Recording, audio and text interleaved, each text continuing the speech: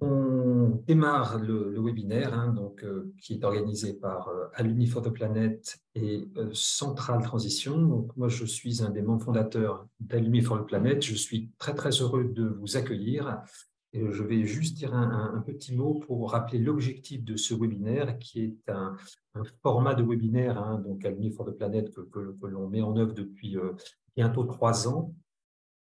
Nous sommes une association qui a été créée il y a 3 ans. On est une association d'intérêt général et notre objectif est d'accompagner les personnes qui, en entreprise, sont sensibilisées aux enjeux du climat et de l'environnement, savent que les entreprises ont un rôle fondamental à jouer pour la transformation de notre société, mais ne savent pas comment ils peuvent eux-mêmes contribuer au sein de leur entreprise à faire changer les choses. Et en fait, on s'est rendu compte que cette population, donc très nombreuse, des personnes sensibilisées en entreprise, mais qui ne savent pas bien comment elles peuvent contribuer au-delà de leur fiche de poste, je dirais, à la transformation de l'entreprise, eh bien, il y avait moyen de les aider en mettant en évidence que certains le font déjà et de faire témoigner des personnes qui mettent en mouvement leur entreprise de l'intérieur.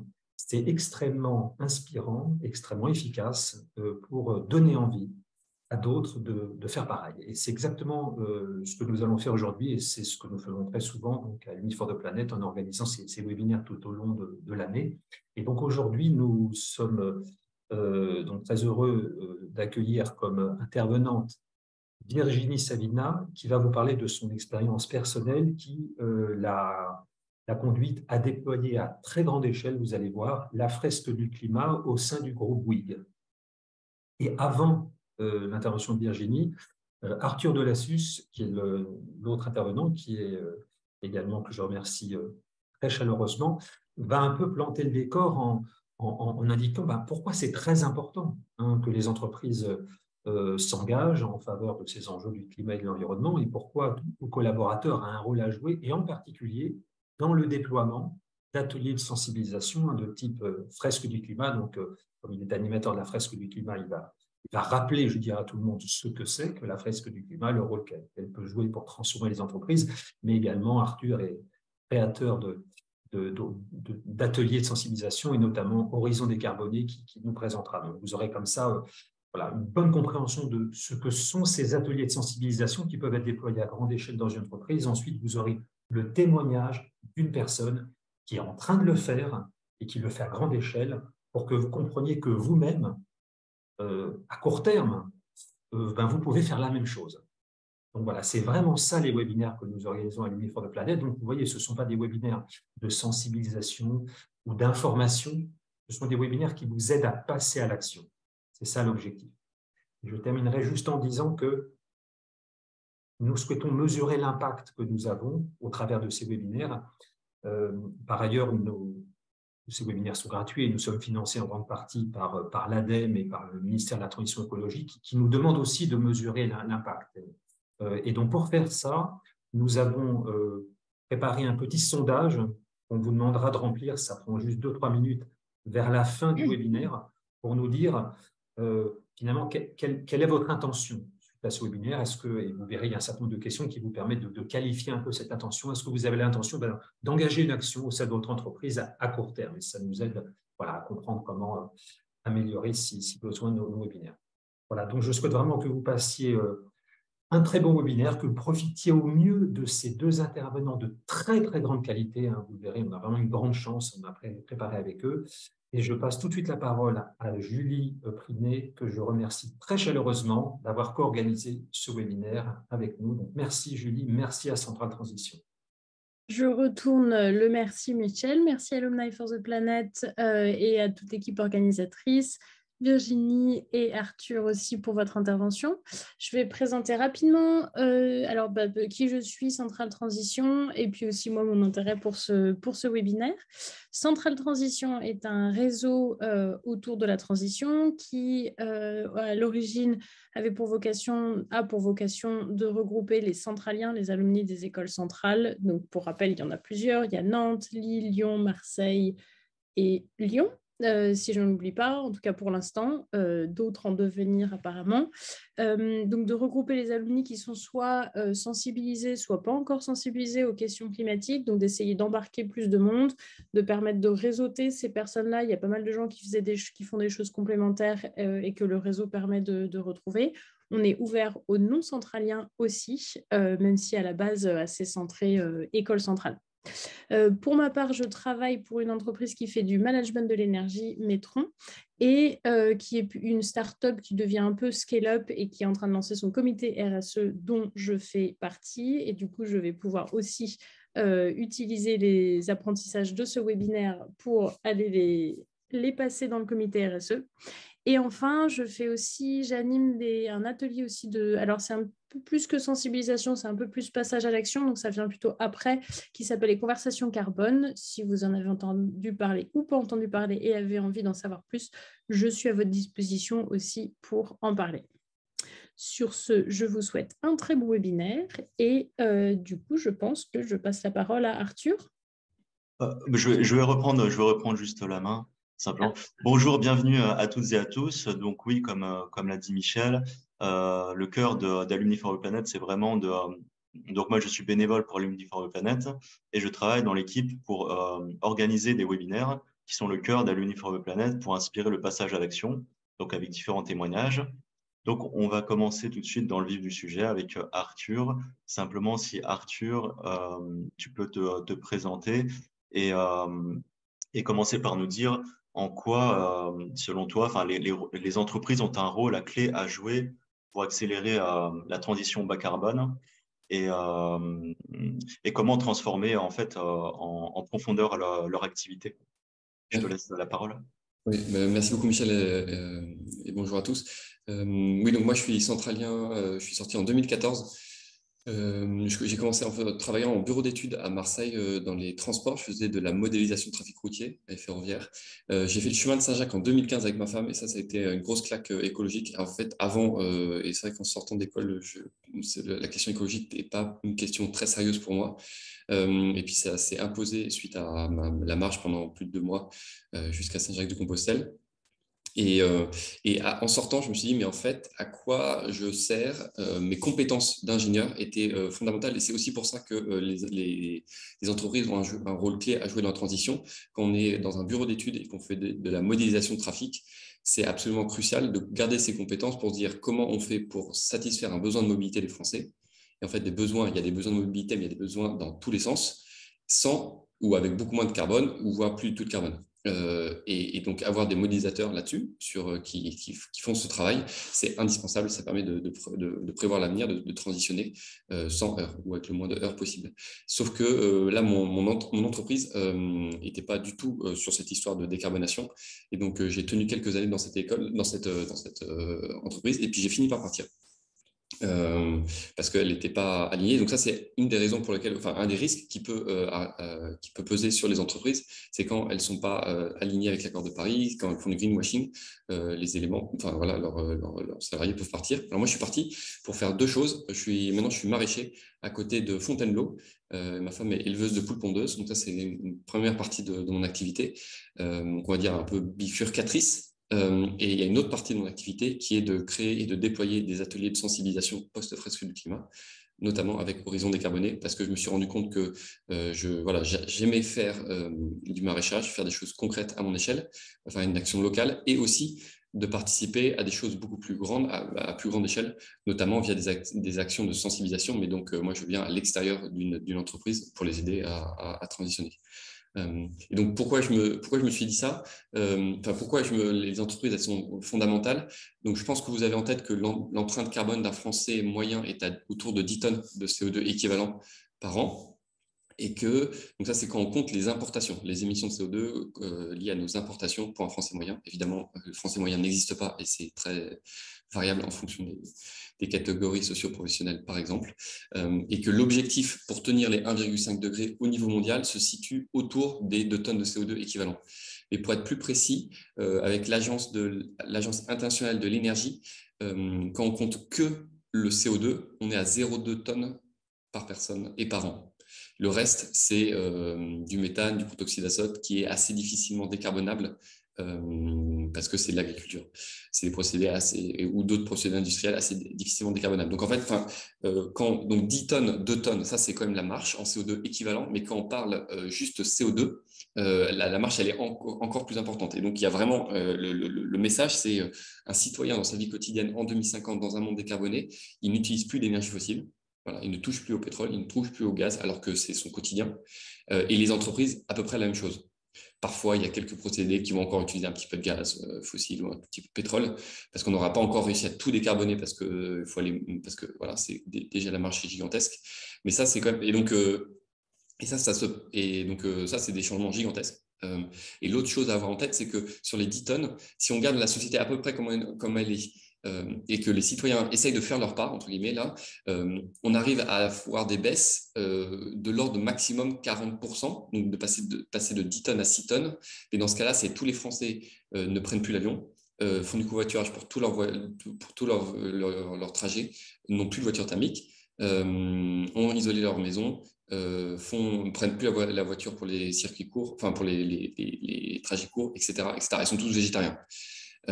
Et donc, on n'y est toujours pas. Voilà. Donc, même avec un comportement qu'on pourrait considérer de héroïque, en moyenne, en France, sans action forte de l'État, sans action forte de l'entreprise qui ne décarbone pas leurs procédés, alors on passe de 10 tonnes à 6 tonnes, ce qui est insuffisant et ce qui amène au chaos climatique à coup sûr.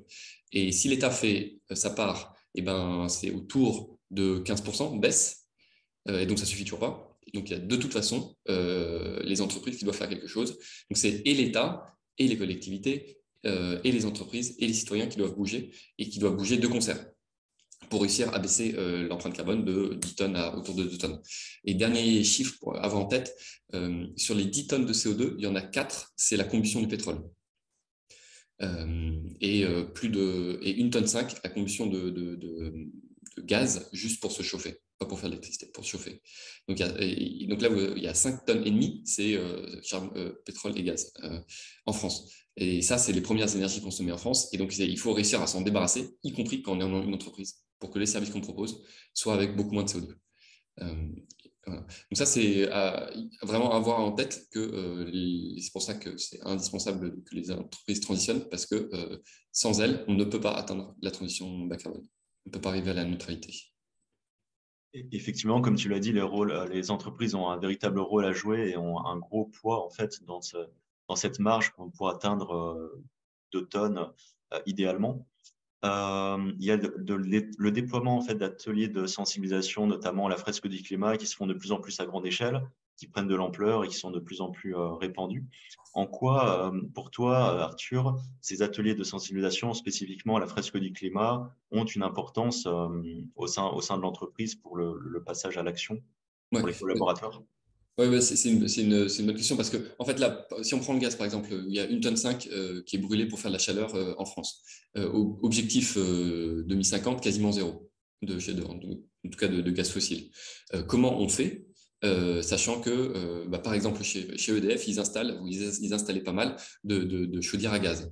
À terme, ça doit disparaître quasiment. On pourra peut-être utiliser un peu de biogaz pour se chauffer, mais en volume, ce sera très faible. Et donc, il faut changer et il faut produire de la chaleur, mais de manière différente. Et il faut produire de la chaleur, notamment avec des pompes à chaleur. Et chez Easy, par exemple, d'EDF, les installateurs se retrouvent dans une question où ils vendaient des chaudières à 3 000 euros et maintenant ils doivent installer et vendre des chaudières à 13 000 euros. Et pour eux, ils se disent, mais quel sens ça a de faire x4 sur ce que je vends aux clients? Est-ce que vraiment ça a du sens? Et donc là, on dit, en fait, c'est absolument nécessaire de faire ça, d'arrêter d'installer des chaudières gaz, mettre des pompes à chaleur en quantité astronomique pour produire de la chaleur bas carbone. Mais il y a une question de sens pour les employés à adhérer au projet de l'entreprise qui suivent des objectifs de décarbonation. Et en faisant des ateliers, notamment la fresque du climat, j'avais des témoignages en interne chez EDF, où quand on fait la fresque du climat, on comprend qu'il y a un problème et on comprend, avec le débriefing à la fin, que ça fait partie des solutions. Et donc là, le commercial, l'installateur, il dit, OK, là, je peux adhérer au projet de l'entreprise parce que ça a vraiment du sens. Ça fait partie des exemples de dire des déploiements à large échelle, dans la mesure où il y a des changements structurels importants, que les entreprises doivent le faire et que les salariés doivent adhérer à ces objectifs de l'entreprise et ces virages de l'entreprise. La sensibilisation, c'est une part nécessaire pour le faire. Très bien, merci à toi. Je repose, j'en profite, je ne l'avais pas dit au début, n'hésitez pas à poser vos questions dans le chat pour l'intervention d'Arthur et pour en seconde partie pour celle de Virginie que je regrouperai à la fin. On fera un temps de questions-réponses avec celles qui sont posées dans le chat de 10-15 minutes sur la fin de chaque intervention qui va durer 20-30 minutes. Merci Arthur, je ne savais pas que tu avais fait le chemin de Compostelle, c'est chouette. En marchant. Est-ce que tu peux nous dire aussi en quoi, ça c'est c'était une question plus pour la fresque du climat, mais spécifiquement avec l'atelier Horizon décarboné que tu as cofondé, en quoi cet atelier est utile, a un intérêt pour mobiliser les collaborateurs dans son entreprise justement à toutes ces questions environnementales? Ouais, merci pour la question. Effectivement, la fresque du climat, c'est un peu le premier atelier qui s'est développé à toute vitesse sur la question climatique. En fait, il y avait un grand besoin il y a 5 ans à peu près il y a pas mal de personnes dont je faisais partie qui se disaient, mais en fait, le sujet, il est hyper important. Je ne sais pas très bien comment le communiquer. Moi, j'ai eu des exemples où j'ai essayé de faire en top-down en tant que sachant, ayant lu pas mal de rapports, des parties du rapport du GIEC. Voilà, je vais vous donner ça. Ça ne marche pas en fait. Et donc, quand l'atelier Fresque du climat est arrivé avec quelque chose de beaucoup plus participatif, où l'expertise est cachée, déployée à l'intérieur de l'atelier et qu'on met des personnes autour de la table, ça marche beaucoup mieux. Donc la Fresque du climat, c'est un atelier en 3 heures où on a un animateur qui anime 2 tables de 7-8 personnes qui vont découvrir en jouant avec des cartes à l'intérieur du groupe les liens de cause-conséquence qui permettent d'expliquer le phénomène du changement climatique. Et comme l'atelier dure 3 heures, il y a cette première partie de compréhension intellectuelle, mais après une partie créative et surtout une partie débrief, solution, où on commence à toucher du doigt qu'est-ce qu'on peut mettre en place. Mais c'est un atelier qui est plus axé compréhension quand même et pas trop solution. Voilà, on commence à toucher avec le débrief, mais voilà, ça ne suffit pas. Et donc, c'est pour ça qu'on s'est dit avec un ami, aussi ingénieur, mais de l'INSA, lui, il faut un atelier qui permette de projeter dans l'action. Et donc, nous, concrètement, avec Horizon Décarboné, qu'est-ce qu'on fait? C'est de nouveau un animateur 3 heures avec 2 tables de 7-8 personnes. Et les personnes vont jouer avec des cartes et construire un mode de vie à 2 tonnes de CO2. Parce que quand j'ai dit là, on est à 10 tonnes maintenant, il faut être à 2 tonnes en 2050, je pense, enfin certains, j'ai dit, mais mon Dieu, à quoi ça ressemble concrètement un mode de vie à 2 tonnes de CO2? Est-ce que j'aurai plus de voiture, plus d'avion, plus de viande, je me chauffe plus, etc. Et en fait, non. Mais il faut répondre à la question de manière simple et avec du jeu. Et donc ça, c'est ce que fait l'atelier Horizon Décarboné. Les gens vont créer un personnage en 2050 et ils vont construire le mode de vie du personnage pour répondre à la question, mais concrètement, à quoi ça ressemble un mode de vie bas carbone. Et puis, il y a une deuxième étape qui est pour nous fondamentale, c'est de se dire, on vient de faire une partie personnelle, concrètement, c'est quoi mon mode de vie, et il y a une deuxième partie plutôt collective, où quel est le mix énergétique qu'il faut déployer pour produire de l'énergie, parce qu'il faut de l'énergie, mais sans trop de CO2. Voilà, et donc c'est un atelier qui permet de mettre en action. Et une fois qu'on a présenté ces horizons décarbonés en 2050, et ben après on fait un rétro-planning en disant concrètement comment on fait pour partir de maintenant des 10 tonnes aux 2 tonnes en 2050, qu'est-ce qu'on peut faire pour faire des actions concrètes et pertinentes pour arriver à l'heure et au bon niveau en 2050. Voilà. Et donc ça permet en fait, là je l'ai fait récemment par exemple chez un papetier donc, qui produit du papier et qui est très énergivore, et donc là il se posait des questions, est-ce que je fais de la pompe à chaleur, est-ce que je passe à la biomasse, et donc ça permet d'engager les collaborateurs en disant bah oui en fait avec le gaz qu'on utilise c'est pas durable, ça peut pas passer, et de donner des ordres de grandeur parce que les cartes elles ont différentes dimensions en fonction des émissions de CO2, en fonction de la consommation d'énergie que ça provoque, et donc on comprend assez rapidement parce que les cartes n'ont pas les mêmes dimensions, ce qui passe pas, et tout de suite ça donne des indications pour qu'est-ce qu'on peut faire de pertinent pour le futur. Effectivement, ça permet de faire des choix. On se dit, bon, on peut peut-être faire ceci. Moi, j'ai peut-être du mal à faire ça, mais je peux, je sais pas, l'avion, c'est peut-être pas indispensable pour moi, ou la consommation de viande, etc. Mais ça, je suis obligé. Et de pouvoir un peu, comment dire, concrètement savoir quelle quantité de carbone je peux m'autoriser à faire pour arriver à ces 2 tonnes. Et c'est vrai que j'avais fait un atelier comme ça, mais c'est très, ça va vite, ça va très vite. On voit même l'impact. Je me souviens d'un chien, un chien de compagnie par rapport à un chat, c'est ça. Ça n'a rien à voir. C'est beaucoup plus conséquent, mais donc je te relaisse là. Nous, dans le jeu, là, ce qui est hyper important, c'est qu'on ne dit pas aux gens ce qu'ils doivent faire. Donc, comment on fait pour faire ça? Parce que autant la fresque du climat, il y a un consensus scientifique sur qu'est-ce qui fait que la Terre se réchauffe. Voilà, ça c'est. Ensuite, il y a un grand débat politique en fait sur les solutions. Qu'est-ce qu'on veut mettre en marche? Il y a toujours 3 piliers dans tous les scénarios de transition. Il y a toujours de la sobriété, toujours, toujours. Donc, faire moins de quelque chose. Mais après, on peut discuter de quoi, mais il y a toujours moins de quelque chose. Il y a toujours de l'efficacité. On fait quelque chose, mais avec moins d'énergie. Par exemple, une voiture électrique, elle est plus efficace, elle a besoin de moins d'énergie pour faire un certain nombre de kilomètres. Et après, des énergies bas carbone, parce qu'il y a toujours un reliquat d'énergie à consommer et il faut le produire avec peu de CO2. Et en fonction des scénarios, des options politiques, techniques, scientifiques qu'on veut prendre, ce n'est pas les mêmes scénarios et donc pas les mêmes piliers qui sont plus ou moins forts les uns en rapport avec les autres. Et nous, on utilise les scénarios de l'ADEME, donc l'Agence de la transition écologique en France, qui a fait 4 scénarios. Nous, on en prend 2 sur les 4. Il y en a un qui s'appelle Génération frugale et l'autre qui s'appelle Technologie verte. Ils portent bien leur nom. Il y en a un qui appuie plutôt sur la sobriété, mais il a aussi les 2 autres piliers, et l'autre appuie plutôt sur la tech, mais il y avait évidemment de la sobriété. Et à l'intérieur de ces scénarios, on dit aux personnes, vous avez vos 2 tonnes, faites comme vous voulez. Donc, si vous voulez prendre l'avion, vous prenez l'avion, mais dans ce cas-là, il y a un budget un peu plus réduit sur d'autres choses. Voilà. Et donc, les personnes vont discuter entre elles de savoir qu'est-ce qui est acceptable, qu'est-ce qui est préférable. Et donc, ça permet en fait de ne pas être culpabilisant, de dire juste notre objectif, c'est tenir dans la neutralité, c'est avoir un climat stable, enfin arrêter le chaos climatique. Comment vous imaginez que c'est faisable? Et donc, ça permet de très bonnes discussions.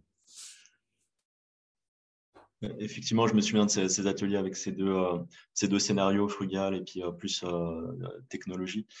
Est-ce que, parce que ça, c'est plus l'impact au niveau CO2, est-ce que c'est vrai qu'il y a ce côté biodiversité, d'autres types de fresques, il y en a plein, de la forêt, de océane, de plein de trucs. Est-ce que tu es aussi un peu sensibilisé de ce côté-là? Est-ce que, en fait, à ton niveau, tu t'orientes aussi vers d'autres choses que simplement le CO2? Une question un peu. Ouais, ça c'est. Mais surtout, oui, j'ai vu la question il y avait un peu la question dans le chat. Oui, effectivement, enfin, un de mes quand même des leitmotifs, c'est il n'y a pas que le climat dans la vie. Donc c'est quand même, et c'est pour ça que moi j'aime beaucoup le cadre scientifique qui est celui des frontières planétaires, qui liste 9 processus qui permettent la vie sur Terre. Et il y a le climat, mais il y a aussi la biodiversité, il y en a 7 autres, je ne vais pas les détailler, mais effectivement, et ce qui est intéressant, c'est de voir que maintenant il y a à peu près 60 fresques amies, donc des ateliers collaboratifs sur à peu près 3 heures, voilà, mais en tout cas en intelligence collective, qui réussissent à attaquer un bout du problème en se disant, en fait, comment on va faire pour la mobilité? Et il y a une fresque de la mobilité, parce qu'il faut une fois qu'on a vu que là il y a la fresque du climat, on a envie de zoomer sur quelque chose en particulier. Et évidemment, tu l'as très bien dit, une fresque de la biodiversité, ça c'est qui permet de zoomer sur la compréhension des problèmes du début de la 6e extinction de masse qu'on est en train de vivre au niveau de la biodiversité. Une fresque océane qui permet de comprendre ce qui se passe au niveau des océans. Il y en a de la montagne, du sexisme, de la ville, il y en a énormément. Vous tapez fresque amie, vous avez une belle liste. Donc en fonction de vos besoins et caractéristiques particulières, vous pouvez trouver des ateliers qui sont pertinents dans votre contexte.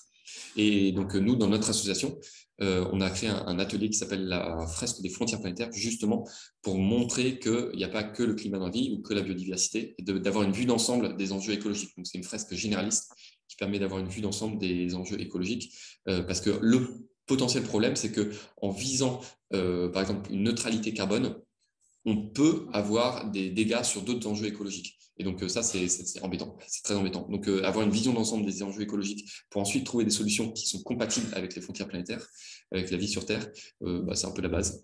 Donc c'est pour ça que nous, on développe cette 2e fresque. Très bien.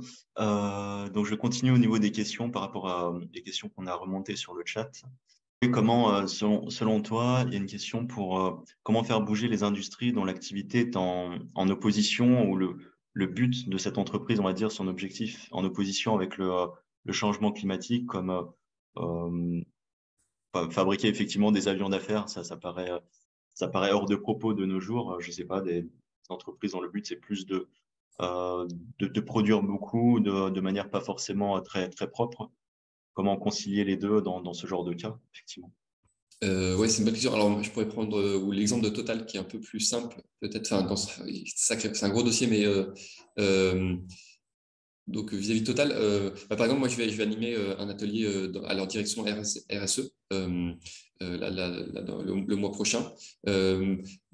Pourquoi? Parce disons que moi, ma conviction, c'est qu'on a besoin de pression à l'intérieur, à l'extérieur de ces entreprises pour qu'elles bougent. C'est des gros morceaux, mais si jamais elles bougent sérieusement, alors ça se passe. Donc évidemment, vous avez vu qu'il y avait il y avait donc il y a le projet ECOP en Afrique. Donc pour dire simplement, ce que dit le GIEC, c'est qu'on ne peut pas créer de nouvelles infrastructures fossiles. Parce que si on les crée, on va utiliser le pétrole et brûler le pétrole qui est dans le sol. Et on aura dépassé notre budget carbone. Donc il ne faut pas le faire. C'est pas possible. Néanmoins, il y a des entreprises qui le font et il s'agit de les empêcher. On peut le faire de plusieurs manières en fonction de là où on en est. Moi, mon rôle, elle est plutôt de par l'extérieur et d'être en soutien des fonctions RSE d'une entreprise en leur donnant des ordres de grandeur. Donc, quand je fais jouer Horizon Décarboné, donc il y a une carte pétrole qui fait 2 mètres de long en 2019 parce que c'est 4 tonnes de CO2 et qu'on joue en 2050 avec un truc rikiki de cette taille-là, moi, j'ai aucun problème de conscience de faire jouer Total là-dessus parce qu'ils comprennent bien qu'il y a un changement de business model gigantesque devant eux. On ne peut pas avoir une planète viable et une utilisation de pétrole comme celle qui est actuelle. Et il faut même qu'elle réduise de manière drastique. Et donc, moi, j'utilise cet atelier pour le faire à l'intérieur du RSE, et puis peut-être que ça va se diffuser après.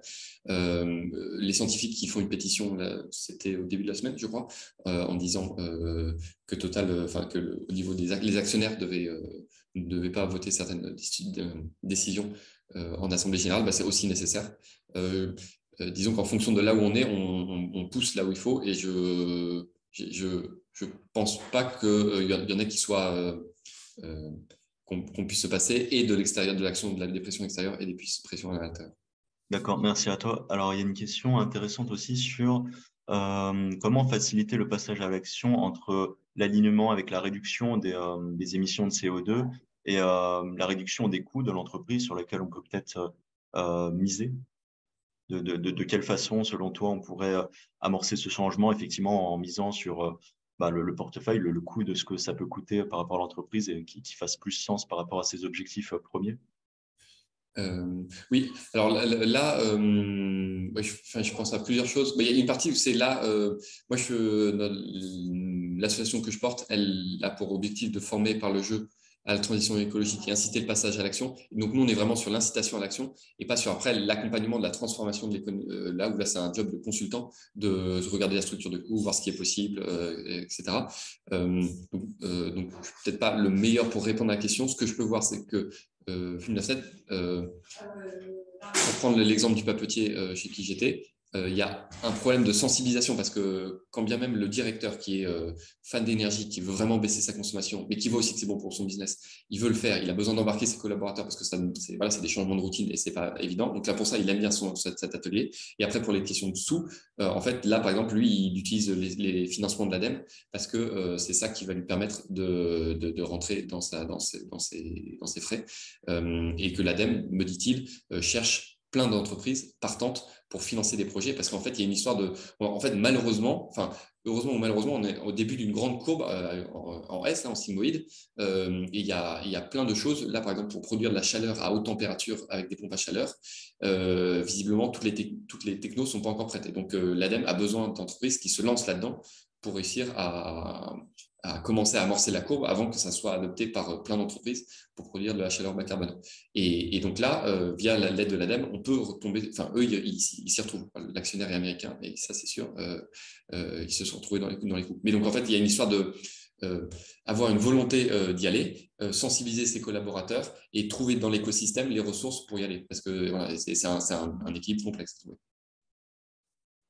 Effectivement, avec les subventions de l'ADEME pour le passage avec des transitions, des nouvelles technologies, comme tu dis, sur des pompes à chaleur avec plus haut rendement, plus grosse capacité, ça fait sens. Est-ce que, tu vois, au niveau, je sais pas, est-ce que tu aurais des idées, des possibilités pour changer peut-être les valeurs? Est-ce que tu agis sur les valeurs d'une personne par rapport à tout ce qui est sensibilisation sur le climat? Une question un peu annexe. C'est une bonne question. Par exemple, nous, ce qu'on a fait, c'est on fait une journée entière de sensibilisation où on fait au début la fresque des frontières planétaires, donc une vision d'ensemble des enjeux écologiques, et ensuite Horizon décarboné sur concrètement qu'est-ce que je peux faire bas carbone. Et là, on l'avait fait pour une entreprise, c'était 60 dans le service. Moi, j'ai bien senti, parce que j'ai suivi ces personnes qui connaissaient rien au sujet pendant une journée, qu'on allait titiller des valeurs, ça c'est sûr. Je peux pas après dire à quel point leurs valeurs, voilà, ça demanderait une étude d'impact bien propre, voilà. Mais ça c'est sûr qu'on allait titiller plein de valeurs parce que il y a des questions de rapport au vivant, de mode de vie, de création de récits désirables. Et là, enfin, je les ai très bien vus à la fin où on imaginait, là c'était près de Fontainebleau, ils imaginaient des modes de transport bas carbone. J'avais plus les mêmes personnes quand elles se sont lancées là-dedans qu'au début de la séance où elles se disaient mais pourquoi on fait de l'écologie quoi. Donc c'est sûr que c'est transformant et c'est sûr qu'on va toucher aux valeurs dans ce genre d'atelier. Ça, c'est chouette, effectivement. Quand on voit le changement, tu as vu le changement de valeur chez certaines personnes à ce moment-là, en live, quoi. Ouais. Oui, là, ouais, avec 2 ateliers sur la journée. Bah, en fait, c'est une histoire de émotionnel. Je pense que vis-à-vis de ces questions qui sont assez dures, il y a une gestion d'émotions à avoir où il y a beaucoup de personnes qui n'ont pas encore compris à quel point c'était grave, gravissime. Et donc, donc à la fin au milieu de la fresque des frontières planétaires, comme au milieu d'une fresque du climat, souvent l'énergie, elle est très basse. Les gens peuvent être déprimés parce qu'ils n'avaient pas tilté à quel point c'était l'être humain qui, en grande partie, causait le changement climatique, en immense partie le changement climatique et les autres dégâts environnementaux. On en est responsable, que les plus riches, chez les plus riches sont évidemment les plus responsables. Donc, pouf, ça tombe sur eux. Ils tiltaient pas, ils se disent, mais comment ça se fait que je suis dans un système qui fait ça? Je suis en partie responsable, mais pas complètement. Et voilà, donc là, il y a un effondrement un peu émotionnel. Et après, on peut repartir sur des solutions. Et là, on voit qu'en fait, il y a tellement de choses. Enfin, l'inventivité humaine, on peut créer une société vraiment écologique. C'est vraiment techniquement faisable. C'est une histoire de changement de valeur, changement de récit, changement de stratégie, de business model, etc. Mais c'est vraiment faisable. Et comme tu dis, Arthur, effectivement, le fait de passer à l'action, ça permet de sortir de cette un peu morosité où on se sent impuissant, etc. Et là, ça donne de l'espoir de voir qu'on peut effectivement faire changer des personnes qui n'étaient pas du tout sensibilisées et qu'elles puissent passer à l'action, quoi. C'est le but notamment de ces webinaires. Merci beaucoup, Arthur, pour ce premier point. On pourra réintervenir avec toi pour des questions avec la fin, avec Virginie. Donc Virginie, si tu peux allumer ta caméra, on va commencer avec ton témoignage. Donc Virginie, tu as déployé la fresque du climat à grande échelle, la fresque du climat que la plupart des gens connaissent aujourd'hui, et c'est top, dans le groupe Bouygues. Est-ce que tu peux te présenter rapidement et commencer et nous dire en fait comment a démarré cet engagement? Qu'est-ce qui t'a poussé à déployer la fresque du climat au sein du groupe Bouygues? Qui, si je ne me trompe pas, donc tu as fresqué 17 000 collaborateurs, c'est énorme en 3 ans. Alors, pas moi directement, hein. Je n'ai pas fresqué 17 000 collaborateurs, mais je vais vous expliquer comment on a fait. Heureusement, on est aujourd'hui plusieurs fresqueurs dans le groupe. Donc, bonjour à tous. Merci pour cette invitation. Je suis ravie, si on peut aider certains à trouver des pistes ou à échanger sur comment on peut déployer ce genre d'outils pour sensibiliser et aider au passage à l'action, qui est tout l'intérêt et l'objectif des webinaires à l'Unifor de Planète. Donc, Virginie Savina, coordinatrice développement durable et QSE au sein du groupe Bouygues à la holding. Donc, je fais juste un petit rappel rapidement parce que le groupe Bouygues, on est sur plusieurs secteurs, hein, entre la construction avec Bouygues Immobilier, Colas, Bouygues Télécom, TF1, Equance depuis l'année dernière. Donc, on est sur des métiers de service, sur des métiers dans l'énergie, les médias, les télécoms, la construction et l'immobilier. Donc, groupe international présent dans 80 pays, 196 000 personnes. Donc 17 000 fresqués sur 196 000, on a de la marge, hein. Le pas à réaliser est encore grand pour arriver à un maximum de collaborateurs fresqués. Et donc, moi, je m'occupe de différents sujets, dont la biodiversité au sein du groupe, l'animation de la filière QSE et aussi, entre autres, donc, le déploiement de la fresque du climat. Et donc, comment je suis tombée dans la marmite de la fresque du climat? C'est une cliente en 2019 qui m'a fait l'atelier et j'ai eu un coup de cœur. Je me suis dit, c'est basé sur des faits scientifiques, les rapports du GIEC, les faits sont vérifiés, sont indiscutables. Et c'est un atelier qui permet outre de la mise en mouvement qui permet la compréhension, la vulgarisation d'un sujet qui est très complexe, qui permettent donc de s'approprier cela en équipe, hein, avec l'intelligence collective, comme l'a parfaitement partagé Arthur tout à l'heure. Et donc, c'est aussi un formidable outil de cohésion d'équipe. C'est un outil qui a plusieurs leviers finalement. Et donc, je me suis dit, en tant que coordinatrice développement durable, que c'était l'outil qui pouvait nous servir. Ça ne faisait pas partie de ma fiche de poste, mais j'ai commencé doucement avec les personnes qui étaient volontaires, tout simplement. Quand on est à la coordination de la stratégie RSE dans un groupe comme Bouygues, on n'a pas de portée opérationnelle. On est là pour coordonner les stratégies biodiversité, climat, etc. des différents métiers du groupe, et on peut insuffler des nouvelles pratiques. Et donc, c'est en ça que j'ai pu proposer aux personnes premièrement volontaires et disponibles de faire des fresques du climat sur 3 heures de temps libre, parce que comme l'a rappelé Arthur, il faut 3 heures pour faire un atelier de fresques du climat.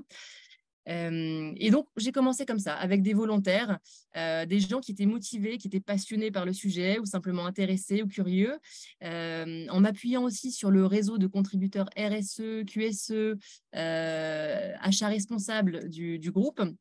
Puis de fil en aiguille, ça a pris un petit peu comme partout dans le cadre du déploiement de cet atelier. Je rappelle qu'en avril dernier, l'Association de la fresque du climat a célébré le passage aux millions de personnes qui a fait la fresque du climat dans le monde. Donc, l'association n'a cessé de croître là, depuis 4-5 ans. Ils recrutent, ça s'étoffe. Je ne sais plus dans combien de langues l'outil existe. Je crois que c'est une 40aine de langues. Et du coup, ça permet pour un groupe comme Bouygues aussi de déployer massivement et de ne pas se cantonner à un territoire géographique comme la France, par exemple. Donc, ça a été des premières actions en 2019-2020 au sein du groupe. En septembre 2020, je vais prendre des dates un petit peu clés dans notre cheminement depuis le début.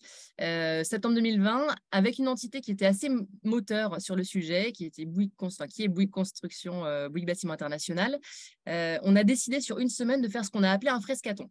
Donc un frescathon, en une semaine, on fait le maximum de fresques possible pour, in fine, arriver à peut-être avoir fresqué l'ensemble des collaborateurs de cette branche-là. Bon, on était pendant le Covid, donc je crois qu'il y a eu 85% des collaborateurs de cette branche-là qui ont fait des fresques pendant cette semaine-là. À la fin de la semaine, le patron de cette entité a sélectionné le titre donné par les participants à la fresque qui lui semblait le plus parlant pour devenir le nom de leur stratégie climat. Parce que le groupe, à ce moment-là, était en train de réfléchir et de déployer des trajectoires de réduction d'empreinte carbone. Et donc ça a été un moteur, le fait d'avoir ce sponsor aussi au niveau d'une des directions d'une entité du groupe. Et ça a même donné lieu, pour aller jusqu'au bout de cette histoire-là, que je trouve qui est inspirante, à un deuxième atelier qui a été créé en interne chez cette même entité-là, qui est un atelier à faire dans la suite de la fresque du climat, qui s'appelle Let's Climate Act aujourd'hui, donc c'est le fameux nom de leur stratégie climat, qui est basé sur le bilan carbone de cette entité-là, et qui consiste aussi à faire des liens de cause à conséquence entre les activités de cette entité, de mettre en évidence les ordres de grandeur en termes d'impact, quel est le matériau utilisé qui pèse le plus lourd dans la balance, le poids carbone le plus important en termes d'impact de matériaux de cette entité, par exemple, etc. Donc là, on a un chemin tout tracé dans cette entité où des collaborateurs ont d'abord fait la fresque du climat et ensuite, maintenant, ils déploient ce deuxième atelier qu'ils ont créé de toute pièce en interne et qui est basé sur le bilan carbone de leur entité. Donc ça, c'était septembre 2020. Ensuite, donc décembre 2020, le groupe Bouygues publie sa stratégie climat avec des trajectoires de réduction métier par métier, donc à l'époque pour les 5 métiers du groupe. Et en juin 2021, on a eu la chance de pouvoir convaincre le co-DG de faire une fresque du climat. Donc on avait 11 personnes, les 11 plus hauts représentants de l'entreprise, tout secteur confondu, toute entité confondue dans le groupe, qui ont réalisé une fresque du climat. Et ça a été un levier et un vrai coup de pouce finalement, parce qu'on était à 1200 personnes à cette époque-là, donc juin 2021, qui avaient fait des fresques dans le groupe. Plus là, notre co-DG, ça a été une carte maîtresse finalement après pour pouvoir continuer le déploiement et un argument assez incroyable pour nous pour pouvoir continuer à diffuser l'importance pour nous de sensibiliser. Et un des arguments aussi du déploiement, ça a été de se dire, voilà, le groupe Bouygues a publié une stratégie climat.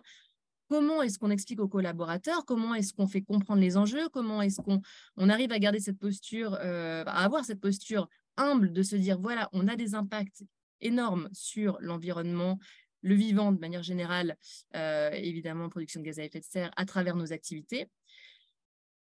Pourquoi est-ce que le groupe sort une stratégie climat en décembre 2020? Et donc, la fresque du climat nous a permis de justifier, d'expliquer en fait pourquoi cette stratégie, d'en parler, de la justifier dans la partie débrief de la fin de fresque. Arthur, tu en parlais. Et parfois même, en fonction de l'entité qui faisait la fresque, de rajouter 1 heure ou 2 heures l'après-midi qui suivait sur c'est quoi les pistes de solutions ensuite qu'on peut mettre en place dans ce secteur par rapport à tous les impacts qu'on a vus dans l'atelier de la fresque du climat. Voilà, donc aujourd'hui, pour revenir au présent, effectivement, notre compteur atteint 17 000 personnes qui ont fait une fresque du climat. Et ce dont je suis assez fière et je remercie tous les fresqueurs du groupe. Aujourd'hui, on a plus de 420 personnes qui sont des animateurs de la fresque du climat, donc on appelle les fresqueurs dans le jargon de la fresque, et qui donnent de leur temps finalement, qui n'ont pas forcément cette mission-là sur leur fiche de poste, encore une fois, mais qui vont par passion, par intérêt pour le sujet, aller réussir à trouver 3 heures. Ou alors, ils ont officiellement cette fonction dans leur agenda, dans leur fiche de mission. Ça dépend de l'organisation des entreprises au sein du groupe. Donc voilà, 420 personnes qu'on a formées en interne et on a privilégié, on a pris le parti d'un déploiement par ces animateurs internes. On ne va pas faire appel à des consultants extérieurs aujourd'hui pour déployer la fresque du climat. On s'est dit que le meilleur moyen de déployer, c'était que nos propres collaborateurs s'emprennent du sujet et le portent. Et aujourd'hui, ce qu'on a, c'est qu'on a des référents fresqueurs dans chacun des métiers du groupe et que ces référents fresqueurs font le lien aussi entre les fresqueurs de leur entité, Bouygues Construction, Bouygues Immobilier, Equans, TF1, etc. Et donc ici, à la holding, où on va aller consolider ce compteur groupe. Après, on veut être dans l'action. On n'a pas envie aujourd'hui d'être dans les chiffres du reporting, etc. Donc, il y a 2 indicateurs qu'on va suivre. Ça va être le nombre de personnes qui ont fait une fresque, les fresqués, et le nombre de personnes qui animent des fresques dans le groupe, les fresqueurs. Ce qui serait intéressant, je pense, demain de travailler, c'est de réfléchir à c'est quoi l'impact de tout ça. Parce qu'une fois que les gens ont fait des fresques, ok, très bien, une personne en plus au compteur, c'est sympa, mais ensuite, qu'est-ce qui se passe? Est-ce qu'il y a vraiment un changement dans les comportements des personnes ou une volonté de faire changer son entreprise?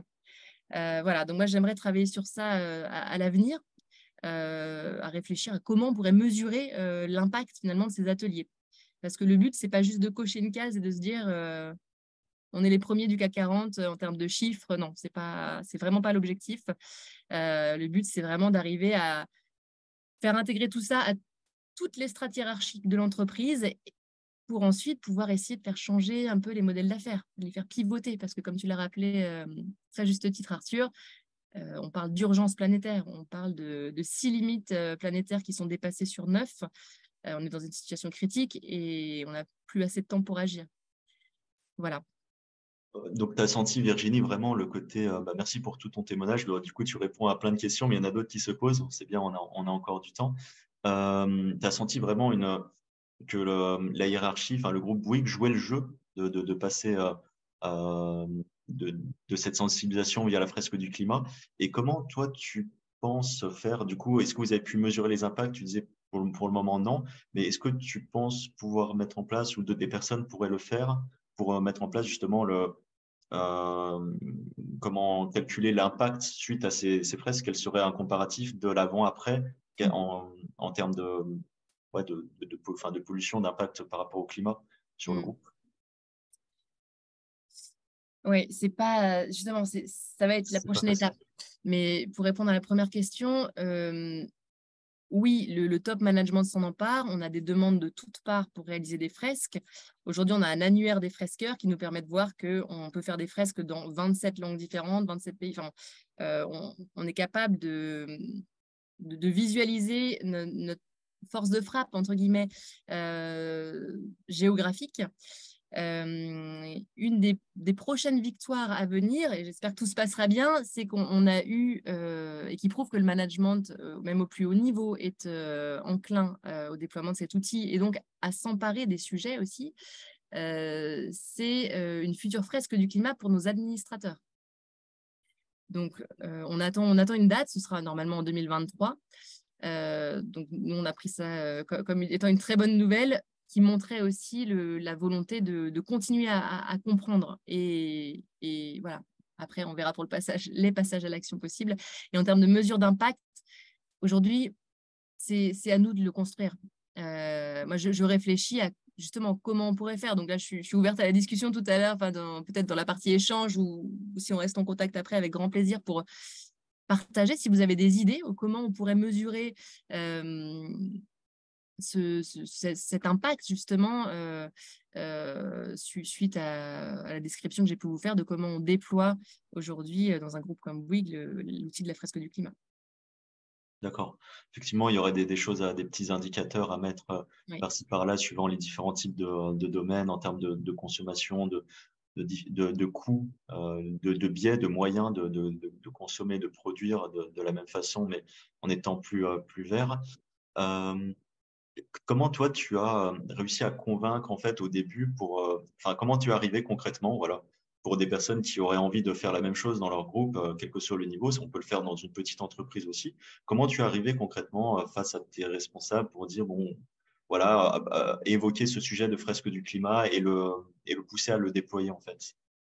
Je pense qu'on a une partie de la réponse dans l'historique que je mentionnais au préalable, dans le sens où, en décembre 2019, le fait que cette stratégie climat soit publiée pour le groupe nous a beaucoup aidé, finalement, a été un argument pour pouvoir apporter un outil de sensibilisation qui permette de comprendre pourquoi le groupe publiait une stratégie climat. On publiait des résultats financiers, on publiait, oui, extra-financiers aussi, mais là, une stratégie climat avec des trajectoires de réduction, c'était pas forcément parlant pour les collaborateurs. Donc, ça a été l'outil finalement qui a été choisi pour expliquer tout ça. D'accord, mais toi concrètement, quelle méthode, qu'est-ce que tu as fait concrètement pour pousser en cette faveur en fait? Comment tu es arrivé au tout début pour que ça puisse se déployer, prendre plus d'ampleur, quoi? Alors, au sein du groupe, on a plusieurs comités qui existent, des comités transverses, notamment, je pense à un comité sur justement la stratégie climat et biodiversité, qui sont chapeautés par les plus hautes instances au niveau de la direction générale ici. Et c'est des moments clés qui réunissent les directeurs au plus haut niveau, environnement, développement durable, etc., de tous les métiers du groupe, plus notre direction générale, qui sont des moments clés pour pouvoir partager sur les bonnes pratiques qui, selon nous, avec Fabrice Bonifay au département développement durable en centrale, seraient intéressants pour l'entreprise à déployer. Et donc, ça a été aussi un des angles d'approche pour pouvoir amorcer le sujet, pour pouvoir en parler, en plus de se fréquenter régulièrement et de pouvoir en parler aussi. En plus de voir sur les réseaux sociaux internes des photos de fresques arrivées de toutes parts. Après, certains directeurs de différents métiers sont venus vers nous en nous disant « mais moi, mon fils, ma fille au lycée, au collège m'a parlé de la fresque du climat, ça m'interpelle, je sais que ça s'organise chez Bouygues, pourrait-on l'organiser pour mon comité de direction, pour mes équipes, etc. » Donc, en fait, on a commencé à avoir des petites demandes de toutes parts et puis on sait que l'atelier remporte un franc succès. Donc, je pense qu'aujourd'hui, on en entend beaucoup parler dans sa sphère professionnelle, mais aussi dans sa sphère personnelle. Ça suscite de la curiosité aussi. Je pense que les gens ont envie de faire partie de ce mouvement. En plus pour ceux il y a ceux qui veulent en faire partie et qui veulent déployer, et il y a ceux aussi qui veulent simplement voilà, faire partie du mouvement, il y a un petit peu de tout, mais c'est pas grave. Moi, je pars du principe que plus on aura de personnes qui feront ce genre d'atelier, plus on va ancrer dans les mentalités l'importance et l'urgence du sujet, et plus ça donnera envie de faire changer de l'intérieur la façon dont on fait du business aujourd'hui. Effectivement, il faut faire feu de tout bois, et puis quand ça va dans le même sens, bah, pourquoi ne Exactement. pas en bénéficier, quoi. Exactement, c'est ce que je disais tout à l'heure. On s'est appuyé moi je me suis appuyée vraiment sur des volontaires au tout début. Après, le réseau QSE, RSE, développement durable des 6 métiers du groupe. Et aujourd'hui, en fonction de comment chacun est organisé dans chacune des entreprises du groupe, il y en a, je sais qui, c'est plus mature que d'autres, plus structuré que d'autres, avec des objectifs, parfois pas d'objectifs en termes de nombre de personnes fresquées, etc. Voilà. Et ce qui est intéressant aussi, c'est la façon dont on anime, je trouve, son réseau. Le réseau, la communauté des fresqueurs. C'est peut-être une des questions sur lesquelles tu allais enchaîner, pardon. Mais pour garder justement cette envie de faire, il faut remercier, il faut se rendre compte que sans les fresqueurs du groupe, nous, on ne serait rien. On n'arriverait pas à déployer.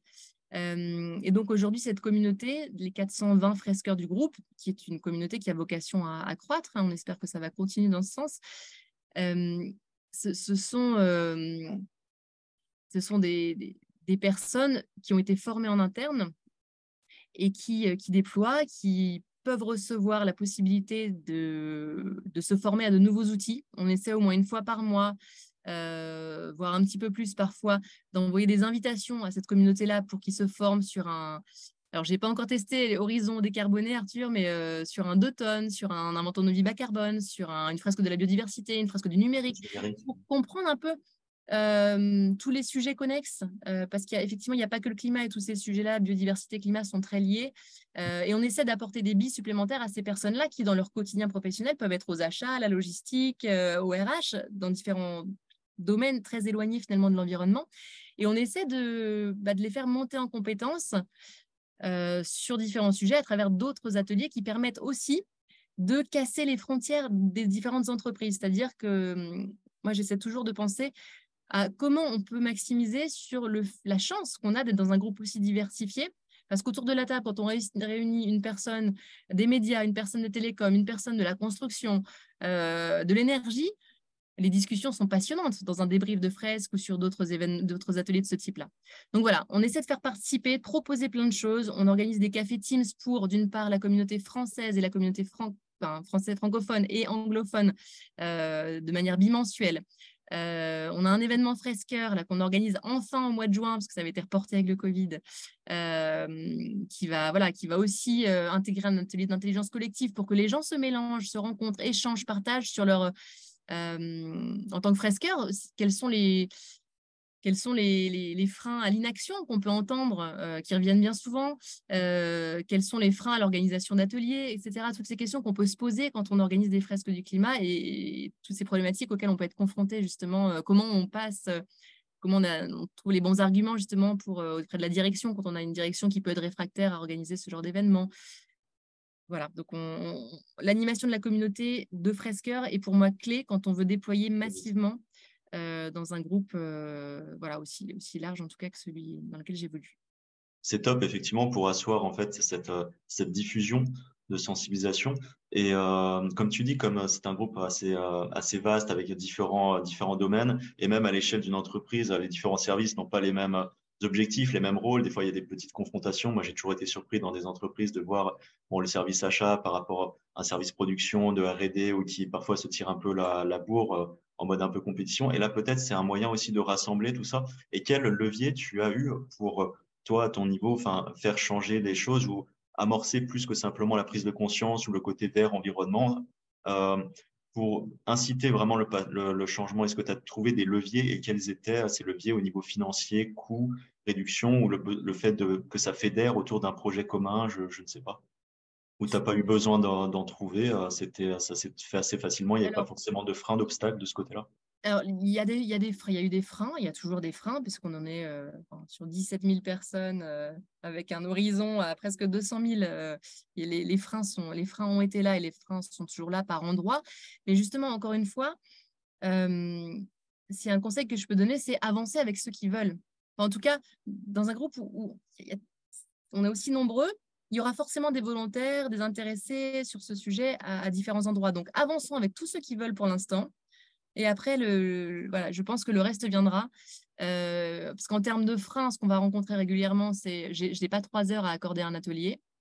C'est difficile de mobiliser une équipe entière, par exemple, d'arrêter tout un service pendant 3 heures, ou bien nous, un chantier, parce qu'on ne veut pas que les fresques du climat se cantonnent uniquement à des gens qui travaillent dans des bureaux.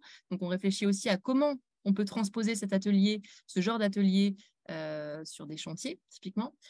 Donc, le temps est un facteur qui peut être un frein, sachant que l'association de la fresque du climat est vraiment très, très attentive et insiste bien sur le fait que l'atelier doit durer 3 heures et qu'il ne recommande vraiment pas de le restreindre à 2, ce qui peut arriver, on le sait. Parce que c'est plus facile de convaincre une équipe d'être mobilisée pendant 2 heures plutôt que 3. Et puis, dans le fonctionnement de l'organisation d'une fresque, on se doit de régler 3 € par participant à l'association, pour ceux qui ne sont pas familiers avec le fonctionnement de l'association. Et on peut dire que 3 €, ce n'est pas énorme, c'est vrai, mais parfois, pour des gens qui sont volontaires, qui n'ont pas cette casquette-là d'organisateur de fresques dans les entités du groupe, bah, ça peut être une note de frais, mais ça peut être problématique aussi à partir du moment où il y a une ambition de développer plus largement. Donc, l'organisation de ce transfert financier peut être un frein, ou a été un frein, de ce que j'ai entendu dans certaines entités du groupe aussi. Voilà. Après, des bonnes pratiques qui existent, c'est souvent de passer par les ressources humaines et d'intégrer la fresque du climat ou d'autres ateliers de ce type-là au catalogue de formation. De cette façon-là, les enregistrements à la fresque du climat, les règlements à la fresque du climat, qui sont, là on parle d'administratif, je vous parle de choses vraiment concrètes là on n'est pas dans le passage à l'action, etc. C'est vrai que vous me demandez les freins, donc je réponds sur les freins. C'est important, ouais, tu fais bien. Ouais. Et ce n'est pas des détails qui sont à négliger finalement, parce il vaut mieux avoir tout ça en tête en amont. Ok, c'est un atelier low-tech, il faut une feuille de papier, 42 cartes qui sont fournies par l'association pour 12 €, des feutres pour la partie créativité. Mais en amont de ça, il faut un petit peu préparer son atelier, avoir une petite introduction, expliquer pourquoi on fait une fresque, quel est le contexte climatique aujourd'hui, les rapports du GIEC, etc. Et en aval de ça, le débrief et le retour aux participants est aussi important. Donc, il y a un peu de service après-vente aussi quand on fait une fresque, il ne faut pas l'oublier. Et ce que je trouve intéressant, c'est surtout de ne pas laisser les gens sur juste le constat, que le débrief soit bien travaillé et pourquoi pas qu'on redonne rendez-vous à ce groupe de participants 1 semaine, 2 semaines plus tard sur un autre atelier plus axé solution ou passage à l'action, comme Arthur Horizon décarboné dont tu parlais. 2 tonnes, inventons une vie bas carbone. Inventons la fresque des nouveaux récits est aussi très intéressante puisqu'elle elle explique en quoi l'homme est, quels sont les biais cognitifs finalement qui nous empêchent d'accélérer cette transition à la vitesse à laquelle on le souhaiterait. Voilà. Et puis il y a des petits outils aussi qui sont assez intéressants à utiliser, qui permettent aussi de favoriser la cohésion d'équipe. Je pense à Énergique, ou Ma Petite Planète, qu'on avait testé avec le C3D d'ailleurs, grâce au C3D, le Collège des directeurs du développement durable, et qui peuvent permettre à des équipes de se lancer sur des challenges pendant un temps défini, voilà, des challenges environnementaux. Effectivement, comme tu dis, le suivi, c'est très important pour qu'à la suite, il y ait un passage à l'action dans le temps, il y ait des changements qui s'instaurent parce que c'est vraiment un changement de façon de faire et donc que ça puisse se faire dans la durée. Et comme tu dis, c'est très important ce que tu mets en place par rapport au soutien de ces 420 fresqueurs au sein du groupe, et afin qu'ils continuent à se mobiliser, à se déployer dans la durée. Est-ce que tu aurais des conseils pour des gens, justement, typiquement là, qui voudraient se lancer, qui aimeraient amorcer, par exemple, un déploiement de la fresque dans leur structure?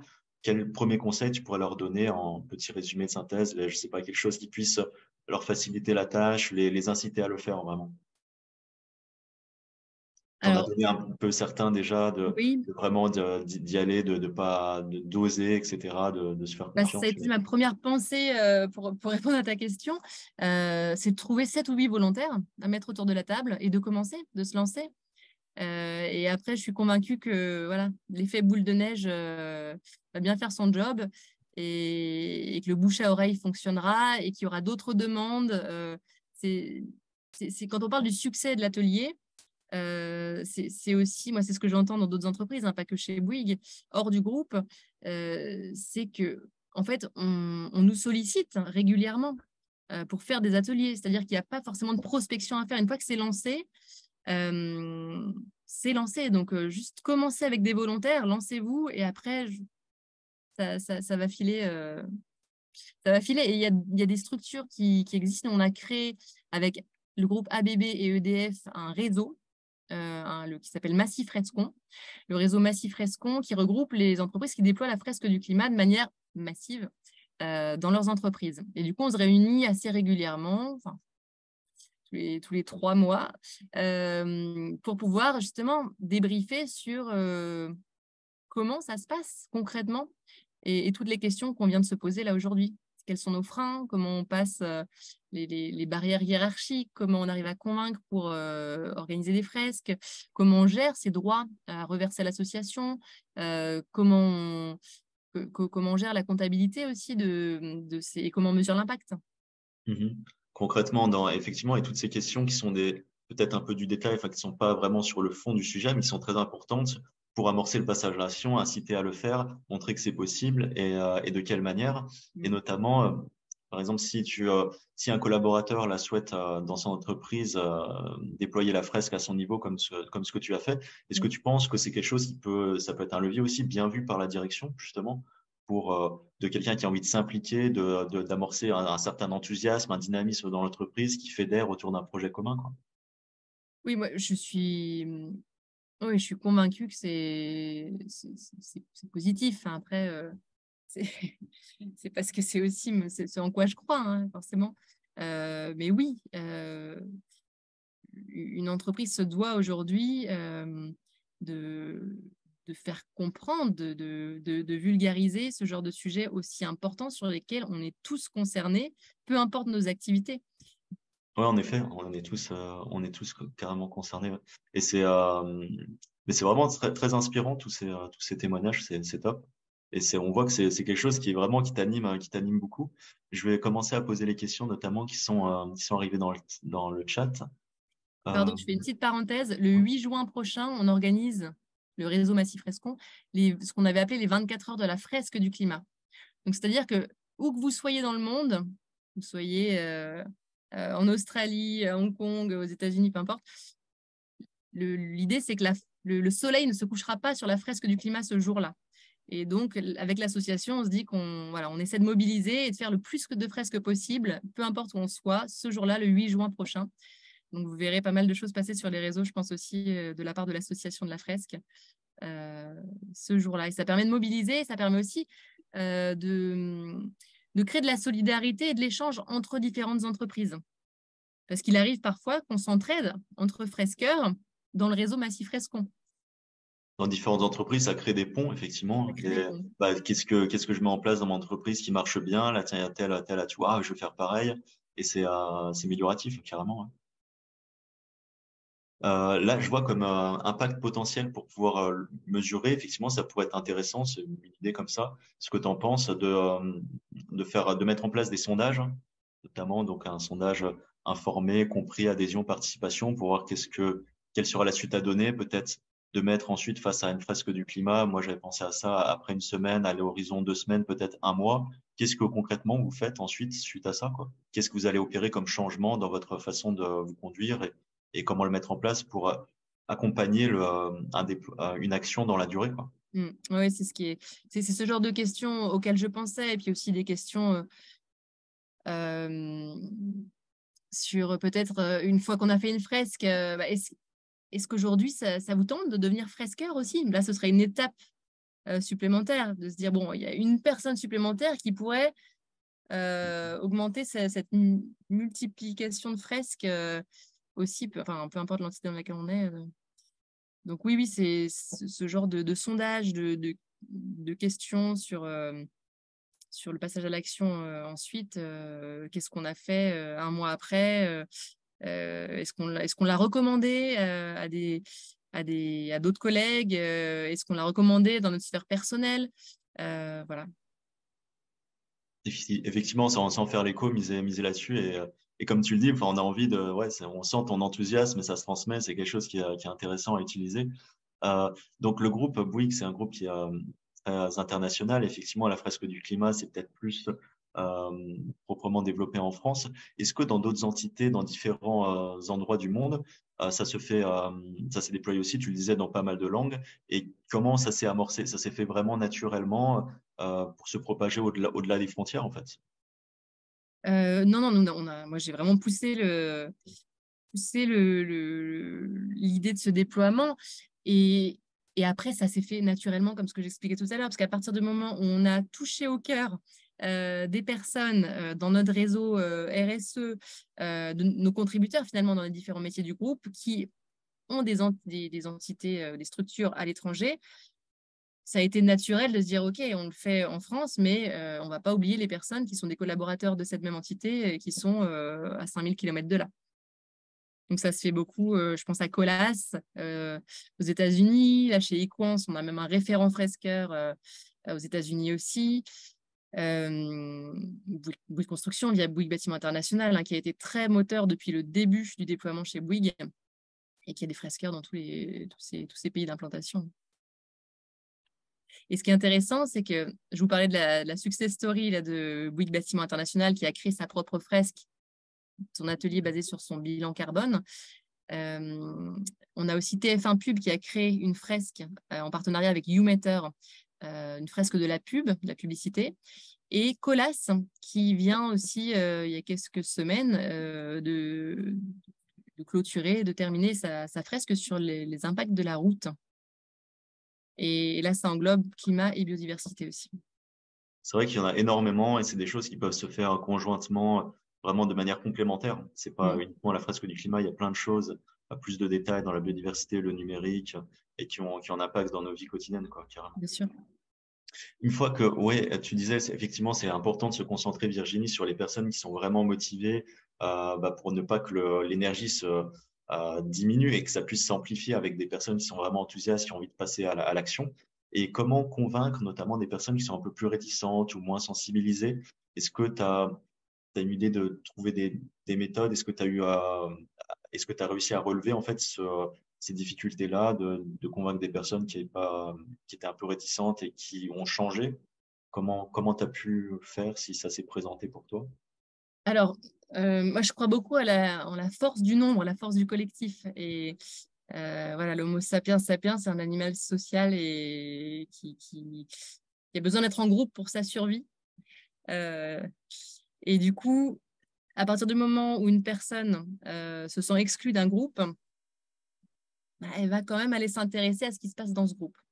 Donc, je pense que plus on sera nombreux et plus on parlera de ce déploiement, enfin, de cet outil-là ou d'autres outils, mais en tout cas des sujets de passage à l'action pour une transition écologique, plus on pourra être amené à toucher aussi, ne serait-ce au début que par peut-être curiosité simplement, des personnes qui étaient initialement réfractaires. Ok. Ouais. Carrément. Après, effectivement, c'est bien de se concentrer aussi dans un premier temps, je pense, pour ne pas se décourager et pas que ça s'amortisse sur les personnes les plus motivées. Et toi, en tant que membre de service RSE, comment ça a été perçu? Est-ce que justement le service RSE était en prise d'initiative? Quels conseils tu peux donner à d'autres personnes qui ont envie de mettre ça en place pour passer par le service, tout ce qui est notamment aussi qualité, sécurité, environnement, par quel moyen et comment tu allais voir en fait le service qualité pour mettre en place ce genre le déploiement de la fresque, quoi. En fait, ça dépend beaucoup des individus, Ouais. de la sensibilité d'un directeur dans telle entreprise, une directrice dans telle société du groupe, etc., qui seront des moteurs initiaux qui vont commencer à à nous solliciter, à demander à faire une fresque, 2 fresques, et puis une fresque pour tout le service. Et en fait, c'est joyeusement contagieux, j'ai envie de dire. Au bout d'un moment, ça se déploie de manière assez virale, en fait. Mais au sein d'un département RSE, développement durable en holding, encore une fois, on ne ferait rien sans nos aujourd'hui 420 animateurs internes. Donc, je les remercie encore chaleureusement parce qu'on n'a pas l'occasion de se voir très souvent. Tout le monde n'est pas disponible tout le temps sur les Teams qu'on organise ou sur les événements qu'on organise. Donc, on ne ferait rien sans ces gens-là. On ne ferait rien sans ces personnes qui donnent de leur temps. Et tu parlais de potentiel démotivation parfois. Et c'est vrai que si une personne qui est nouvellement fresqueur, qui donne de son temps, de son énergie pour aller faire une fresque à un moment et qui tombe, pas de bol, sur quelqu'un qui lui sort les 12 discours de l'inaction d'une traite et qu'il faut répondre à tous ces arguments les uns après les autres, je pense qu'au niveau de la charge mentale, il y a forcément un découragement là qui peut s'opérer. Donc, l'importance de l'accompagnement aussi et de la structure de la formation des fresqueurs est importante. C'est-à-dire que la formation à l'animation d'une fresque, initialement, l'association recommandait un support en 3 heures. Aujourd'hui, ils sont passés à 7 heures, donc une journée de formation.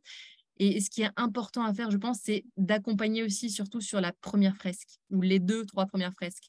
C'est-à-dire que les personnes qui sont nouvellement fresqueurs viennent en co-animation de fresqueurs qui ont plus de fresques à leur compteur, si je puis dire. Ça peut les aider, ça peut leur faire gagner en confiance. Et je pense que c'est très important pour ne pas perdre l'adhésion des gens de cette communauté et que voilà, ces gens-là se sentent pleinement accompagnés. Mais, pas juste on a fait une formation et puis bonne chance, au revoir. C'est pas, je pense que ça ne marcherait pas comme ça. Effectivement, et comme tu dis, tu t'adaptes aussi aux personnes que tu vas voir pour trouver en fait ce qui fait sens. Tu disais, il y a certains, c'est peut-être le côté conscience, d'autres, c'est un côté plus faire partie d'un groupe et trouver des moyens, des leviers, mais qui vont dans le même sens et pour cet intérêt commun et qui fait sens, qui est une bonne chose, quoi. Je dirais à Arthur, intervenu au début, n'hésite pas également, toi qui es un peu de l'autre côté, mais voilà, à donner aussi tes conseils en participant sur la façon de se lancer, de faire comme Virginie en gros. Et je voulais rappeler donc aux participants, n'hésitez surtout pas à prendre 2-3 minutes là pour renseigner le sondage que l'on met en ligne à l'issue de chacun de nos webinaires. Oui, chez les fresqueurs, il y a une maxime qui est c'est en fresquant qu'on devient fresqueur. Et effectivement, moi, quand la première fresque que j'ai faite en 2019 ou quelque chose comme ça, donc je l'ai faite avec mes proches et avec mon frère d'ailleurs aussi, on s'est entraîné à animer. Donc ça se passe souvent les premières fois où là, soit on anime un seul groupe. Au lieu de faire 2 tables, on anime une table, comme ça on a 8 personnes, enfin un maximum 8 personnes, c'est plus facile à gérer. On peut être avec quelqu'un d'autre qui a plus de bouteilles, parce qu'effectivement, il y a le geste pédagogique, il y a les connaissances, et puis il y a le geste pédagogique qui est d'apprendre à gérer un groupe. Et effectivement, moi, je suis toujours ingénieur, mais quand je suis arrivé dans le milieu de la pédagogie et de la formation, c'est des choses qui s'apprennent. Donc, il faut se lancer, c'est en fresquant qu'on devient fresqueur, et on peut commencer soit chez soi, avec ses proches, des amis, ou avec des personnes, des collègues avec qui on sent bien, et on sait qu'on ne sera pas trop jugé, on n'aura pas les fameux discours d'une action, une grande gueule qui va casser la dynamique de groupe dès le départ. Et quand on... Virginie, tu voulais dire quelque chose? Oui, pardon, excuse-moi, je crois que je t'ai coupé la parole. Et quand on le fait chez soi, du coup, il n'y a pas de frais à reverser à l'association, il n'y a pas de droit à reverser à l'association. Ok. Effectivement, de le faire étape par étape avec des personnes avec qui on se sent mieux pour petit à petit prendre en expérience, prendre de la bouteille et puis être plus à même d'affronter des retours qui sont parfois pas forcément qui vont pas forcément dans le même sens. Et notamment de ce côté-là, sur Virginie ou Arthur, je sais pas, il y a une question qui pourrait être intéressante à gérer. Est-ce que vous faites face, vous, à votre quotidien dans le déploiement de vos ateliers, à de l'éco-anxiété? Comment vous réussissez à la gérer, quoi? Ouais, c'est une super question. Parce que c'est exactement ce que je voulais dire juste avant. En fait, il y a 4 bénéfices que dans ces ateliers, l'animateur a envie de transmettre, des cadeaux qu'il a envie de transmettre aux participants. Le premier, c'est d'apprendre des choses. Le deuxième, c'est de passer un bon moment. Le troisième, c'est d'avoir un sentiment de fierté, de se dire on l'a fait. Et le quatrième, c'est d'avoir envie de passer à l'action. Et moi, quand ingénieur, au tout début, je mettais beaucoup l'accent sur je veux que les gens apprennent des choses. Les participants doivent retenir certaines choses. Et je vais leur mettre dans le crâne certaines choses. Tac, tac, tac, tac. Et en fait, c'est pas le plus important. Le plus important, c'est que les gens passent un bon moment et qu'ils traversent un peu la vallée de l'éco-anxiété. Parce que, en fait, c'est un atelier de sensibilisation. Il y a des choses hyper quali dedans, mais voilà, c'est entre guillemets que 3 heures. Ce sujet, il est tellement gigantesque que c'est d'ailleurs une entreprise qui dit c'est bon, j'ai fait la fresque du climat, moi, qui disent ça, et puis après c'est bon, je suis bon sur mon RSE. Ça, je l'ai entendu. C'est évidemment une catastrophe. C'est juste le début du commencement d'une grande marche qui va durer des décennies. Donc, la question, c'est que les gens passent un bon moment sur ce sujet qui peut être anxiogène, traverser cette angoisse qui est, voilà, faire le deuil de tous les étés chauds qu'on a eus, parce que ce sera les plus frais des décennies qu'on a à venir, malheureusement, et après passer à l'action. Donc oui, il y a une question de gestion des émotions, et moi je prends beaucoup de plaisir à faire ça en tant que c'est une posture que j'adore. Vraiment passer un bon moment avec 14 autres humains dans une pièce pendant 3 heures sur des sujets fondamentaux et pour la vie de la Terre. J'adore ça. Et il y a une question de qualité de gestion des émotions qui permet aussi que les collaborateurs dans l'entreprise s'approprient le sujet et envie de continuer à creuser, adhèrent au virage de l'entreprise quand il y a un virage. Ouais, effectivement, le fait de comment dire,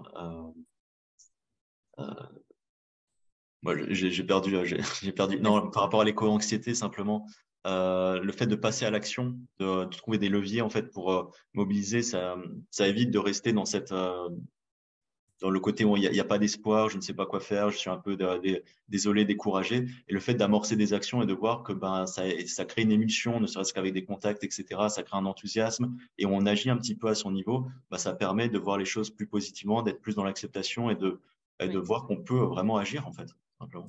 C'est ce que Benoît Roland de Ravel a bien réussi à démontrer aussi dans sa fresque sur les nouveaux récits, où il explique justement que le cerveau humain a besoin de voir des futurs possibles. Parce que sinon, on se décourage, on tourne le dos, on trouve 1000 arguments, on prend la fuite, on a peur, on fait tout l'inverse de ce qu'il faudrait. Et du coup, il est important, et c'est ce en quoi d'ailleurs l'association martèle l'association de la fresque du climat martèle que le débrief de fresque est ultra important, et pour faire surgir les émotions. D'ailleurs, il y a un petit exercice en général en fin de fresque qui s'appelle tête, cœur, jambes. Pour la tête, où on demande aux participants, on fait un tour de table, on demande aux participants quel est le mot, la carte sur la table, le chiffre qui les a le plus marqués. Cœur, quelle est l'émotion que cet atelier a généré chez eux. Et jambes, quel est le passage à l'action que ça leur donne, vers lequel ça leur donne envie d'aller. Et du coup, ça permet de faire le pas, de sauter sur la question, et maintenant, c'est quoi les pistes de solution? Qu'est-ce qu'on peut faire pour atténuer toutes les conséquences dramatiques qu'on voit là dans le constat de l'atelier, de la fresque du climat? Et on peut commencer par ça, par des petites actions, c'est un point de départ, ouais. Alors, petite ou grande, à un moment, il y a un atelier qui plaisait bien, une fin d'atelier de réflexion sur les possibles futurs pour décarboner, qui était de dire, OK, dans la boîte dans laquelle on fait la fresque en ce moment, c'est quoi aujourd'hui toutes les pistes d'action qui sont mises en place, tout ce qui est mis en place qui permet d'atténuer plus ou moins les conséquences qu'on voit là dans la fresque du climat. Et demain, là, on interroge chacun, si vous aviez tous les moyens techniques possibles, inimaginables, techniques, financiers, humains, technologiques, etc., si vous étiez aux manettes finalement de l'entreprise, qu'est-ce que vous feriez pour atténuer toutes ces conséquences? Et donc là, on fait réfléchir les personnes sur tout ça. D'accord. Effectivement, ça permet de passer à l'action et en pensant aux conséquences. On va clôturer ce webinaire simplement. Merci beaucoup à vous. Est-ce que Virginie et Arthur, vous avez un mot de conclusion sur la fin, se lancer peut-être pour clôturer vos interventions? pour conclure. Lancez-vous, faites votre première fresque. Alors faites-le à la Steve Jobs dans votre garage avec votre famille, vos meilleurs amis, peu importe. Il y a des fresques qui existent pour les plus jeunes aussi, des fresques juniors qui sont simplifiées, qui ne vont pas parler forcément de forçage radiatif ou de bilan énergétique. Donc commencez, faites-en une. Ça mange pas de pain. Et puis ça vous donnera le courage et l'envie de continuer, c'est sûr. Ouais. Effectivement, moi je dirais c'est ça, c'est en fresquant qu'on devient fresqueur, c'est qu'en travaillant sur ces sujets qu'on se passionne et qu'on a envie d'agir. Effectivement, avec l'action, l'éco-anxiété a tendance à diminuer. Et j'ai vu qu'il y a une petite question sur le distanciel et le présentiel. Ça se fait en distanciel. En général, toutes les fresques se font en distanciel. C'est, moi, je trouve largement mieux en présentiel, mais ça se fait en distanciel. Très bien. Merci beaucoup Virginie, merci Arthur pour vos témoignages, très inspirants, très intéressants. Encore une fois, on a vu qu'effectivement avec Alumni for a Planet, on peut passer à l'action et c'est ça le principal, ce que montrent nos webinaires, que n'importe quelle personne en fait dans sa structure peut amorcer un changement. En fait, c'est ça le but, qu'on n'est pas forcément obligé d'être PDG d'un groupe pour amorcer le changement au sein de son entreprise. Voilà ce que je voulais dire. Merci beaucoup à tous les participants. Je vais repasser la parole à Michel et puis peut-être ensuite à Julie pour faire un mot sur la fin avec Centrale Transition. Oui, je vais être très court. Encore un grand merci à Virginie et Arthur et à Michel pour l'animation. Un grand merci à tous les participants. J'espère sincèrement que vous aurez retenu de ce webinaire les choses suivantes. Les entreprises ont un rôle fondamental à jouer, on l'a vu, mais ça ne va pas se faire tout seul. Ça va se faire parce que, en particulier, les collaborateurs des entreprises, chaque collaborateur a un rôle à jouer, va se lancer, va s'engager. Et vu le virage que l'on a à prendre, ça nécessite vraiment un engagement. On a besoin de l'implication, de la créativité de tous les collaborateurs pour que ces entreprises se transforment et se transforment à la fois radicalement et rapidement. Et pour cela, la question souvent, c'est comment je peux faire? Est-ce que vraiment c'est possible? C'est pas facile de se lancer. Vous l'avez vu après coup, après 3-4 ans, Virginie montre une histoire extrêmement positive, mais c'est pas facile. C'est pas facile au début, c'est pas facile dans la durée. Et voilà, ce que l'on souhaite faire à l'Alumni for a Planet, c'est vraiment de vous démontrer par l'exemple, et là, vous en avez un vraiment très, très, très bon, que c'est possible. Voilà, c'est ça ce qu'on vous démontrer aujourd'hui. C'est possible, allez-y, c'est même bien vu. La direction, finalement, valorise des initiatives courageuses, d'implication de collaborateurs qui se lancent, qui vont au-delà de la fiche de poste, comme on dit. Donc, vraiment, j'espère que vous aurez compris que voilà, c'est possible. N'hésitez pas, c'est extrêmement gratifiant. Et puis, vous avez eu de la part de Virginie et d'Arthur tout un tas de pistes très concrètes. N'hésitez pas à les recontacter si vous souhaitez. Tout un tas de pistes très concrètes pour vous aider à vous lancer et à concrétiser rapidement ce type d'action. Voilà, donc merci beaucoup de votre participation et évidemment, on compte sur vous pour passer à l'action puisque c'est bien sûr le seul but de ces webinaires. Et pour ceux qui ne l'ont pas fait, vous avez encore une dernière chance dans les minutes qui viennent. N'hésitez pas à renseigner le sondage qui nous permet de comprendre comment nous pouvons avoir un impact via ces webinaires qui inspirent le passage à l'action. Et je précise juste une dernière chose, c'est que nous avons un autre format de webinaire en plus petit comité où nous réunissons des personnes qui sont en train d'agir mais qui rencontrent des difficultés, comme dès que vous commencez à agir, forcément, c'est difficile, c'est très gratifiant, mais c'est difficile. Et on se retrouve à une dizaine et on échange sur ces difficultés, la façon de les surmonter. Voilà, donc n'hésitez pas, c'est sur notre agenda, sur le site internet d'Alumni for a Planet, à participer également à ces deuxièmes formats de webinaire. Encore un grand merci et je passe la parole, le mot de la fin, à Julie Prinet de Centrale Transition qui nous a fait vraiment le plaisir de co-organiser ce webinaire avec nous. Dito tout ce qui a été dit en mode conclusion, donc je vais faire court, mais merci du coup pour ces interventions, les explications, les détails utiles quand on veut se lancer. Et je pense que rester sur le mot de la fin de se fixer un objectif petit pour commencer, et puis après un autre petit, plutôt que se dire je vais faire 17 000 collaborateurs, ce qui est magnifique, se dire déjà si j'en fais 5, c'est génial. Et du coup, une fois que j'en ai fait 5, je me dis est-ce que je recommence, j'en fais 5 de plus ou pas? Et petit à petit, ce qui permet de faire moins peur, parce que ça peut être un peu terrorisant de se dire oulala, comment je veux faire pour attaquer tout ça? Donc petit bout par petit bout, ça finit par prendre. Voilà, et puis de faire confiance que ça prend. À force d'y aller petit bout par petit bout, ça prend. Voilà, je crois qu'il y avait le mot faire confiance qui était venu dans le chat, avec lequel je raisonnais pas mal. Merci à tous. Bon après-midi. Bon courage pour la suite et plein de motivation et d'énergie pour tous les projets. Merci beaucoup à vous, c'était chouette. Merci. Au revoir.